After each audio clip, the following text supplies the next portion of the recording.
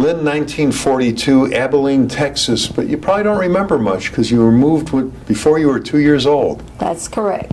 Tell me about, what do you remember? Where did you go? Well, I'm told that when we left Abilene, we went to Oklahoma City for a while because my father got a job in Oklahoma. We lived there for a while, and which I don't remember. And then we came back to Dallas, which is where my parents were from. Okay, now why were your folks originally in Abilene? My father got a job after the war. Okay. And in the jewelry business, and he with a jewelry company. I can't remember the name of it, but he did. He remembered it, but we lived there for a while. Yeah. Now, was your dad in World War II? He was, but because he didn't serve because of his a condition he had, which was flat feet, but they made him put all the gear on and walk, and then the doctor said, no, you can't do this. So, did your dad stay in the jewelry business then as you moved around? He was in the business, yes. His grandfather had been with, I believe, Everett's Jewelers for over 50 years. And so he grew up in the business, and he was well known in the business, yes. Okay. Now, his grandfather, you mentioned, and where was his grandfather living? Here in Dallas. Here in Dallas at the time. Now, was he one of the first people that company had hired? As far as I know. I never knew him. I think he passed before I ever came along, but yeah, it was his grandfather, so yeah. Okay. And what about your mom? Tell me about your mom. My mother was born in Fort Worth, raised in Dallas.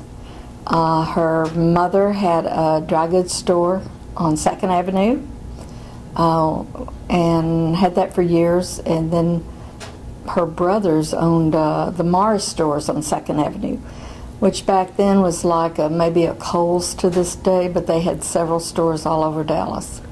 Yeah. Now talk to me about when you were a little girl. Where did you go to grammar school? Brown on 2nd Forest Avenue. Okay. Then we lived there until South Dallas till I was about 8 or 9. Then we moved out to Lover's Lane area. Yeah, yeah. And I went to Longfellow. Now you have a brother, Richard. What'd you guys, older, younger? He's younger. He's younger? Okay, so when he came along, did that ruin everything? Oh no. we never have an argument. I thought all kids grew up like us, but I found out that's not true. Yeah, yeah. But we have always gotten along well. And what did you guys do for fun when you were little? We went to the show. I had an aunt and uncle that lived in Athens. We would go down there for usually 2 weeks at a time during the summertime and stay with them. And we just always had a good time together. Now, where'd you go to high school? I went to Hillcrest High School. Okay, and what was high school life like for you? It was really nice. I enjoyed the activities, football games. I went to Temple, so usually the kids that went to Temple and Hillcrest, we all got along during the week, and on the weekends we had a good time. I enjoyed it. And then college or work after high school? I went to North Texas for a short time. Okay. Got a taste of that, decided the working world was for me. Okay, and then so what did you get into? I went into a mortgage company for a short time, worked at a mortgage company, I believe downtown. That was when I could still ride the bus with no problems. Yeah. And got married after that. Okay, and where did you meet your husband? He was a good friend of a guy I was dating. I think we just all grew up together. And he didn't live far from me. So we just all grew up together. And what was that first date like? I think we went to a show. He was really good about, we would go to the show downtown, because that's about all you could go, is the Majestic of the Palace. And then always for dinner. We'd go to the Adolphus for once in a while for the dancing. So it was always entertaining. How has Dallas grown over the years? it's just grown so much that the closeness is gone. You don't really know everybody as you used to, and you could get around so much easier back then. Yeah. And driving, and just sort of grew up in your own little area, but now it's all over. After you left college and you were working, it was a very turbulent time in the country with Vietnam, and there were riots in some cities. Do you remember that time at all? Barely. It was always scary, yeah, but you know, I think we always knew that everything was going to be okay. Yeah. And where did you and Jerry settle down when you got married? Dallas. In Dallas. Yes. And what business did he get into? He was in the plumbing business. His father had owned a plumbing supply company, and he was in plumbing, but then he was a representative for a company out of California, and then he decided to go into insurance. And he was in the insurance business for over 40 years. Okay. Now, did you become a stay-at-home mom, or did you continue to work? I did for about the first 5 years. The first year or two with the company he represented out of California, we traveled about every other week around different parts of Texas and Oklahoma, and because he was a rep for that company. Did the Vietnam War affect him at all? Was he in the service? No, he did not go into the service. Okay. What was the happiest time in your life? Oh, I would think the marriage, the children coming along, learning from being so young and learning to raise a family. Yeah. So what was your favorite decade? Oh, I would think probably the 70s, late 70s. For some reason, the 60s were just kind of strange to me, but it just wasn't my cup of tea. What was the music you listened to as a kid? Do you remember who the artists were? I mean, Dean Martin, the big band. And one day I was trying to figure out why did I like this, because I think my parents listened to that all the time. Yeah. And you could understand the words and the music, and it was just the best. And you could dance to it. Right. Tell me about your involvement with the Jewish community. I wasn't deeply involved, only because raising the children, and I did go to work. We were members of Temple, and I got involved in some small activities there. But it's been so long ago. And now, though, you're involved with the Historical Society. I did decide that I was going to do that because it dawned on me I'm a Texan. I'm from Dallas, and I probably know more than what I can remember. Yeah.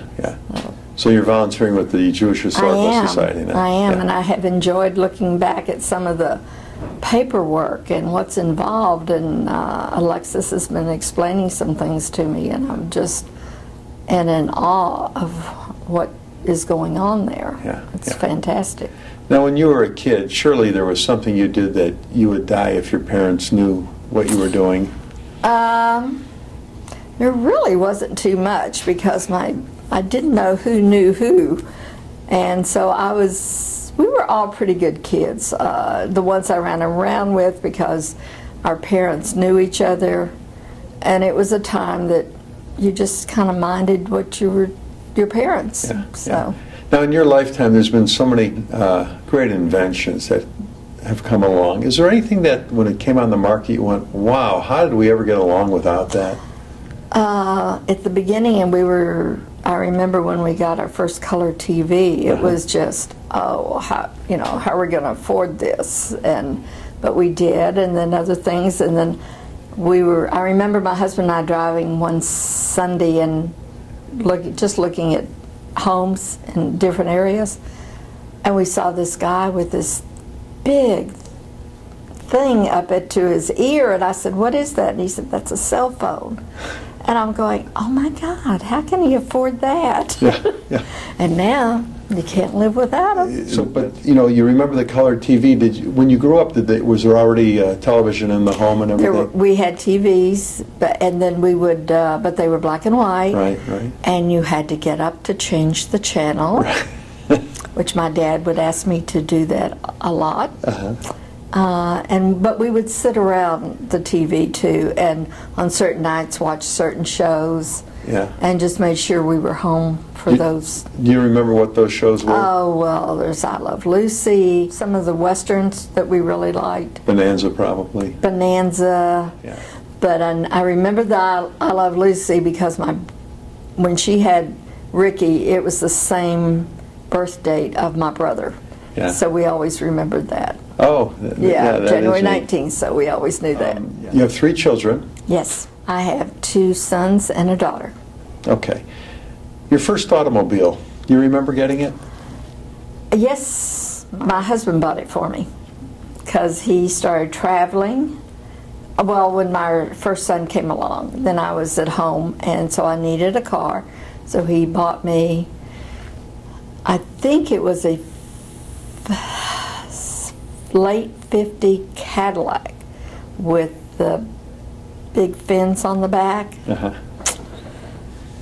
And I went, oh my gosh. So, but now looking back, it was just, oh my God, how did he do that? But it was fun. He wanted something safe for our child. And what year did you and Jerry get married? 61. Okay. Now, in your lifetime, there's been so many momentous occasions on the national scene. Of course, you were a baby, actually, during World War II, but you remember the Vietnam era, President Kennedy assassination, the attempt on assassination on President Reagan. Something good, the moon landing for the first time in '69, tragedy of 9/11. Was there something that happened that stood out that you really knew exactly where you were the moment it happened? When President Kennedy was shot, my son was 3 weeks old, and we were sitting at home in front of the TV, and I thought, what is this going on? I couldn't believe it. My husband was out of town at that time, and I just couldn't believe it. It was like it was a bad movie. And then I remember when they shut down everything, and we just were glued to the TV like everybody else. And we just stayed in and watched the whole thing on TV. Just could not get away from it. Yeah, yeah. When 9/11 happened, I was getting dressed, going to work, and I thought, oh my God, somebody's had a heart attack, and probably ran into the building, and then it happened again. It happened again, and then the phone started ringing. Yeah. Everybody was calling everybody. I did go to work, but they shut us down for the day. Yeah. What's the story for the family to remember? Well, my father's mother, she liked to play poker. And my father was the largest baby born at Parkland Hospital for years. Wow. How big was he? Probably at that time, probably around 13 pounds. Wow. Yeah. And for years, he was the largest baby born. So that was one thing. Yeah. So, and I think my mother's mother ran the store on 2nd Avenue. So that back in those days, that's all they did was work. Well, you and Jerry have 3 kids and 3 grandkids. Yes. What advice does Grandma have for the next generation? I hope that they appreciate family and try to stay close like we did when we were growing up. I think kids nowadays kind of veer to their own way and what they want to do, and I'm hoping that they don't get so involved with the new gadgets that they forget how to treat people.